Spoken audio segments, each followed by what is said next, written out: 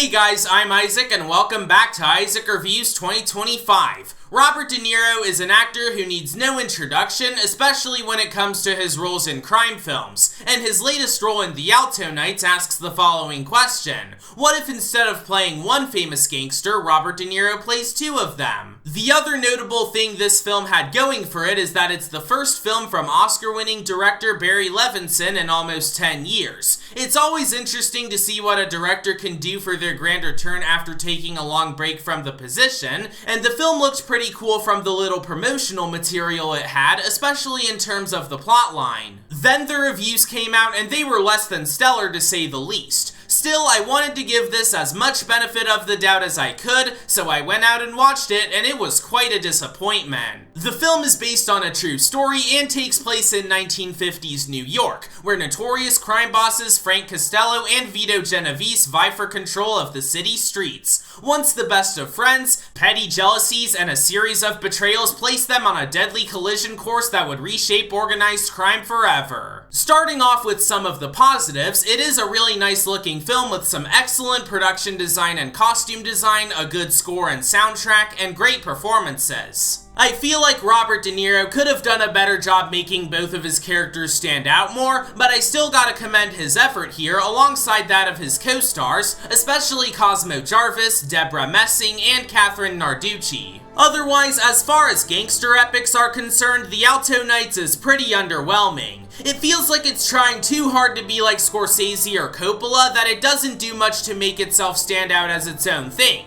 This is especially apparent with the narration, which feels confusing with how it frequently cuts to De Niro just talking to the camera for no real reason. As a result, barely anything interesting happens throughout the film, even if some parts of the story could have been interesting had there been more work put into them. Not helping matters is that the editing is really choppy at some points, which is weird because the film is supposed to be low-key and subdued, yet it has so many cuts that you'd think this was an action flick. I don't have that much else to say here, so in conclusion, as far as crime films are concerned, I think The Alto Nights is less memorable than Shark Tale. It's not as bad as Shark Tale, that's for sure, but at least I was able to remember what happened there. It was able to be slightly saved by some good performances and production values, but it's boring as hell and doesn't offer a whole lot that you can get elsewhere. Even if you're into crime films, I'd suggest waiting for this one to come out on streaming. Either way, I'm probably gonna forget about it by the time I'm done recording this video, so this movie is getting whacked with a 4 out of 10.